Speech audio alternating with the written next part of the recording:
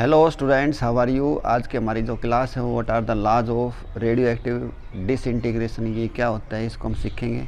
और हमने एक इम्पोर्टेंट रिलेशन प्रूव करना है, N is equal to N naught e की माइनस लैम्डा टी। तो ये सारी जानकारी इस वीडियो के अंदर लेंगे। तो स्टार्ट करते हैं हमारी क्लास को कि रेडियो एक्टिविटी क्या होती है।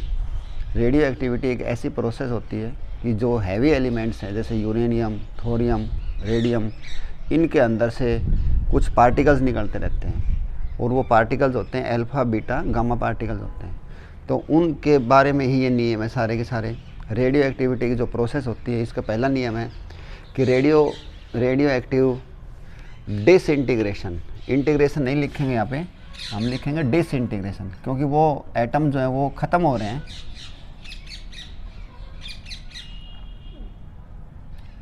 डिसइंटीग्रेशन,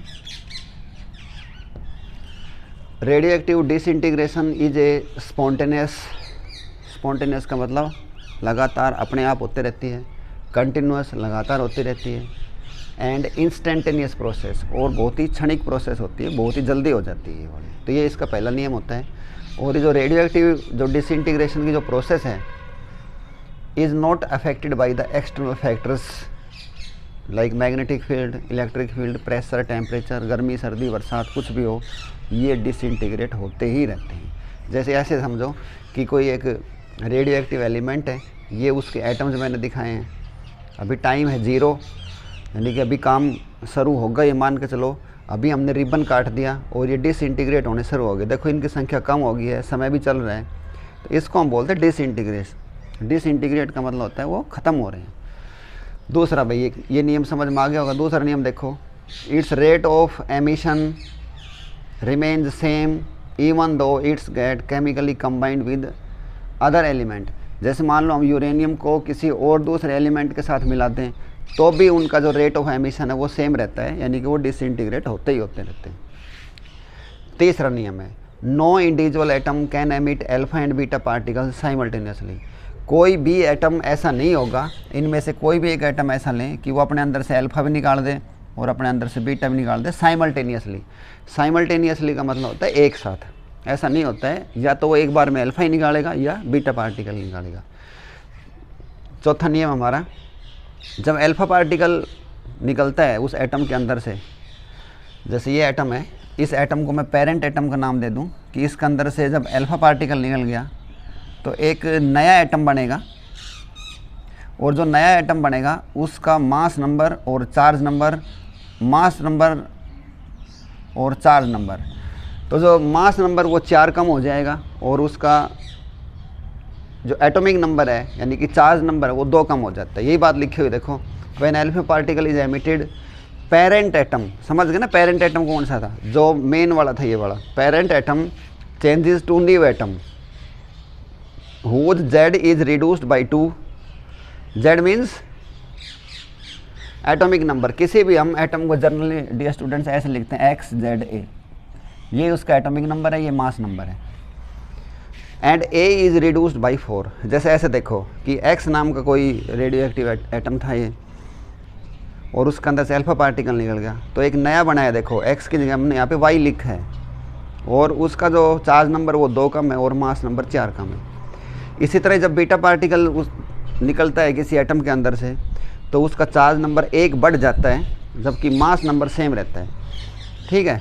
और इसी तरह इसका जो छठा नियम है वो है कि गामा डीके होता है, जब गामा डीके के अंदर ना तो मास नंबर चेंज होता है ना चार्ज नंबर चेंज होता है, सारी चीज़ वो की वो रहती है, XZA वही रहता है, सिर्फ एनर्जी डाउन होती है। तो ये इसके 6 नियम थे। उसके बाद इसका प्रूफ देखते हैं भाई, ये वाली जो इक्वेशन निकाल के दिखाएंगे हम। एक आता है डियर स्टूडेंट्स हमारा रेडियो एक्टिव डीके। डीके का मतलब होता है नष्ट होना, यानी कि धीरे धीरे कोई चीज़ खत्म होना। डीके जैसे हमारे जो टीथ है, हमारी जो बोन्स हैं, उनके अंदर से कैल्शियम जो है धीरे धीरे डीके हो रहा है। जैसे जैसे हम बूढ़े होते जा रहे हैं तो हमारी इनके अंदर कैल्शियम जो है वो डीके होता जाता है। अब देखो डीके का बात, डीके का नियम ये है कि इनका जो रेट होगा ना वो जितने बच रहे हैं उसके डायरेक्टली प्रोपोर्शनल होगा। समझ में आई बात है। जैसे मान लो शुरू में इतने थे, वो डिसइंटीग्रेट होने शुरू हो गए, अब बच के मान लो ये इतने, मान लो ये ज़्यादा है तो रेट ऑफ डीके भी ज़्यादा होगा, मान लो ये कम बचे हैं तो रेट ऑफ डीके भी कम होगा।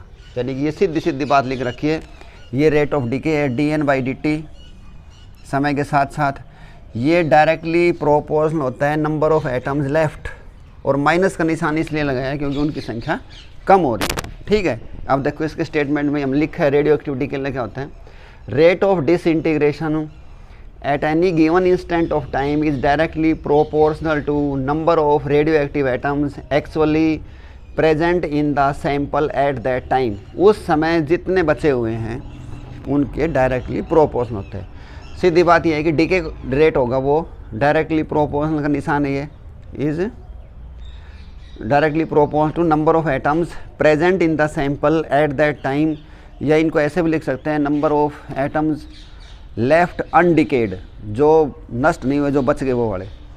बस उसके बाद तो अपना इनको स्टार्ट करते हैं। ये सिंपल मैथमेटिक्स है थोड़ा सा। यहाँ पे देख लो कि टाइम जो है वो 0 है और यहाँ पे टाइम t हो गया। तो इसको मैं ऐसे समझाता हूँ कि जैसे रोज़ रात को 12 बजे हमारे मोबाइल के अंदर रोज़ जैसे हमने जितना रिचार्ज करवा रखा है उतने ही डाटा आते हैं। जैसे ही 12 बजते ही जैसे फॉर एग्जांपल 2 GB डाटा आ गए तो वो आए, इनकी संख्या n0। लेकिन डियर स्टूडेंट्स जैसे ही 12 बज गए और हमने अपना फ़ोन को उसमें कोई भी इंटरनेट का काम हमने शुरू कर दिया तो हमारे डाटा धीरे धीरे ख़त्म होने शुरू हो जाएंगे। कोई भी हमने डाउनलोडिंग शुरू कर दी तो वो ख़त्म होने लग जाएंगे टाइम के साथ साथ। मान लो 1 घंटे के बाद टाइम हो गया 1 घंटा, तो 1 घंटे के बाद बताओ मेरे मोबाइल में 2 GB डाटा बचेंगे, जबकि मैंने डाउनलोडिंग शुरू कर रखी है। तो क्या होगे बताओ, आप कहोगे सर उनकी आपके जो डाटा हैं वो कम हो जाएंगे, हो सकता है वो 1.5 GB बच जाए। तो सेम कहानी यहीं पे ही है कि रात को 12 बजे यानी कि टाइम 12 बजे था, टाइम 0 था तो हमें 2 GB डाटा मिला था, समय t = t हो गया तो हमारा धीरे धीरे खर्च होता चला गया। अब थोड़ा सिंपल मैथमेटिक्स है, देखो इसको हो गया। माइनस का मतलब समझ गए डिक्रीज, तो dn के साथ n को लेके आ जाओ और ये dt इसके साथ गुणा हो जाएगा लैम्डा के साथ। ठीक है, n तो आ गया इसके नीचे और dt कहाँ चला गया, ऊपर चला गया। यहाँ तक इक्वेशन बन गई और हमने तो पूरा के लिए निकालना था, हम करेंगे इंटीग्रेशन। तो इंटीग्रेशन हो गया ये, यहाँ पे लैम्डा तो ये जो डीके कांस्टेंट है, what is lambda, lambda is decay constant. अब देखो इनके वो रखो भाई, जब टाइम 0 था तो उनकी संख्या कितनी थी, n0। जब टाइम 0 तो संख्या n0 थी, जब टाइम t हो गया तो उनकी संख्या कितनी थी, n, ये रख दिया। अब देखो इंटीग्रेशन का प्रश्न होता है कि dx/x किसके बराबर होता है, log ex। ठीक है, इसी के बराबर होता है। तो dn/n किसके बराबर होगा, log en। यहाँ पे e जो है इसका बेस है, यहाँ पे हम e लिखेंगे और upper limit minus lower limit put करो, log n minus log n0। यहाँ पे सब कहीं आपने e लिख देना है क्योंकि e जो है बेस है वो, ये नेचुरल लॉग बोलते हैं इसको हम। बराबर dt का क्या होता है t, और जब लिमिट पुट करोगे t, dt का इंटीग्रेशन हो गया हमारा, dt का जो इंटीग्रेशन है वो हो गया t, और लिमिट पुट करोगे 0 से t, तो upper limit minus lower limit, तो t बच जाएगा। ये हमने t लिख रखा है सीधा ही, log m minus log n, log m बटे n बराबर दिस। उसके बाद इस log को जब हम हटाएंगे तो परली तरफ ये वाली जो चीज़ है उधर जाके एक्सपोनेंशियल फंक्शन बन जाएगी, e बन जाएगी, और तिरछे गुणा करेंगे तो n0 इसके साथ आ जाएगा। तो ये हमारा इसका ये भी सिद्ध हो गया है।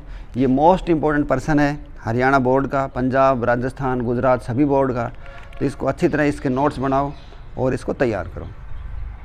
ये ऐसे पेपर में ऐसे सवाल आते हैं कि काफ़ी एटम्स दिए होंगे और उनमें से किसी एक के चार्ज नंबर और मास नंबर दे रखे तो बाकी के बताने होते हैं। तो जैसे इस सवाल को देखते हैं हम कि D से कोई एक पेरेंट एटम था, D से D1 बना, फिर D2 बना, D3 बना, ऐसे बनता चला गया। तो इसमें जो D2 वाला है इसके चार्ज नंबर है 71 और उसका 176 है। तो वो कहता है D और D4 के बताओ, हम सारे ही बताएंगे। देखो तो देखो यहाँ पे हमने सीख रखा है कि D2 यानी कि जब अल्फ़ा पार्टिकल निकलता है, जब अल्फ़ा पार्टिकल निकलता है तो आगे वाला जो वो 2 कम हो जाता है और ये 4 कम हो जाता है, 172। आगे बात समझ में। Charge number is reduced by 2, mass number is reduced by 4। इसी तरह फिर अल्फा निकल गया तो ये ज़रूर 67 हो गया होगा, ज़रूर ये 168 हो गया होगा। इसी तरह लास्ट में दे रखा है गामा पार्टिकल। जब गामा निकलता है तो चार्ज और मास नंबर सेम रहते हैं, वो चेंज नहीं होते हैं। तो ये 67 और 168 ही रहे होंगे, ये गामा निशान था। उसके बाद देखते हैं कि हमारा ये जो बीटा दे रखा है, ये बीटा को आइडेंटिफाई नहीं कर रखा है सही, क्योंकि बीटा दो प्रकार के होते हैं। बीटा डीके जो होता है वो बीटा प्लस और बीटा माइनस होता है, लेकिन उसने खाली बीटा लिख रखे हैं। तो क्या करें, बीटा प्लस माइनस लिख रखा हो तो क्या करें। तो डियर स्टूडेंट्स, जो याद रखो यहाँ पे ये जो निशान होता है उसका उल्टा लेना होता है। जैसे बीटा प्लस लिख रखा है तो हमने जो आगे वाला है उसमें से एक कम करना होता है, ठीक है। अगर यहाँ माइनस लिखा होता तो आगे वाले में हम जोड़ देते। तो ये मान के चलते हैं कि यहाँ पे माइनस रहा होगा, ठीक है, यहाँ पे माइनस रहा होगा। तो ये ज़रूर कितना हो जाएगा, अब देखो जब माइनस रहा होगा तो हमने उसको प्लस कर देना, यानी कि ये ज़रूर 70 रहा होगा, जब भी तो 71 हुआ होगा, और ये वाला चेंज नहीं होता है। इसी तरह ये 68 हो गया होगा, 68 नहीं, ये 72 हो गया होगा, और ये होगा हमारा 180, क्योंकि 4 कम होंगे जब भी तो 176 बनेंगे। तो अब उसने पूछा है कि डी और D4 के बताओ। तो भाई डी का तो हो गया 72 और 180, और उसका कितने हो गए D4 के हो गए हमारे 67 और 168। ऐसे आता है, ये 2 नंबर में प्रश्न आता है, ऐसे हम कर लेंगे, ठीक है। तो ये बात समझ में आ गई थी कि बीटा 2 प्रकार का होता है, बीटा प्लस बीटा माइनस। जो निशान दे रखा है उसका उल्टा कर दो। और इसको मैं भी एक चाबी भी दूंगा परमानेंट, ताकि हम भूलें नहीं। जैसे हम एक सवाल और करते हैं, हमारा एक सेकंड क्वेश्चन दे रखा है, ये ऐसे लिखा हुआ है कि find the value of A and A2। तो A और A2 के बताने हैं, ये दे रखा था। तो जब इसमें से अल्फा जाएगा तो 73 के कितने हो जाएंगे 71, और 180 कितने हो जाएंगे, 4 कम करोगे तो 176।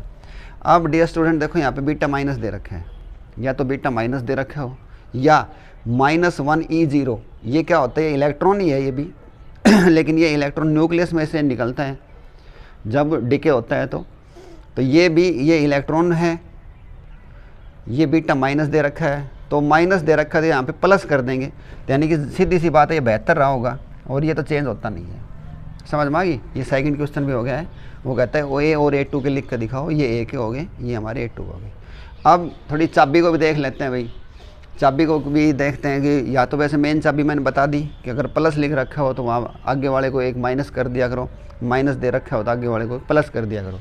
जैसे अब इसमें सीखते हैं कि यहाँ पे प्लस दे रखा है, तो आगे वाला जो है उसका अंदर क्या करेंगे, माइनस करेंगे, तो ये हो जाएगा हमारा 10 Ni 22 प्लस। अब प्लस वाले में आ जाओ भाई, देखो PP याद रखो, PP प्लस का मतलब पॉजिट्रॉन, तो एक पॉजिट्रॉन निकलेगा, ये होता है +1E0, इसको हम पॉजिट्रॉन बोलते हैं, +1E0। प्लस 7 के साथ एक चीज़ और भी मिलेगी, उसको बोलते हैं न्यूट्रिनो, ये न्यूट्रॉन में मिलेगी, ठीक है। नेक्स्ट अगला देखो 55 CS 137, यहाँ पे माइनस दे रखा है, तो क्या करोगे, प्लस करोगे आगे वाले में, ये हो जाएगा हमारा 56 BA 137 प्लस जो क्या मिलेगा, इलेक्ट्रॉन। इलेक्ट्रॉन कैसे लिखते हैं, -1E0 प्लस एक पार्टिकल और मिलेगा, उसको हम बोलते हैं एंटी न्यूट्रिनो। ये भी लिख दिया, ये भी लिख दिया। उसके बाद एक और तीसरा और पढ़ लेते हैं। इसके अंदर कहता है कि बीटा माइनस लिख कर दिखाओ। तो बीटा माइनस है ना, माइनस है तो क्या करोगे, आगे वाले में प्लस करेंगे। 15 कितना हो गया 16, ये फास्फोरस का बन जाएगा सल्फर, ये 32 रहेगा प्लस। माइनस वाले में कौन आता है, याद रखा करो, देखो माइनस माइनस यानी कि इलेक्ट्रॉन आएगा, -1E0 प्लस एंटी न्यूट्रिनो। तो ऐसे हमारे अगर पेपर में सवाल आए तो उनको हम कर देंगे। तो उम्मीद करता हूँ आपको ये सारी बातें समझ में आ गई होगी। Thanks, have a good day.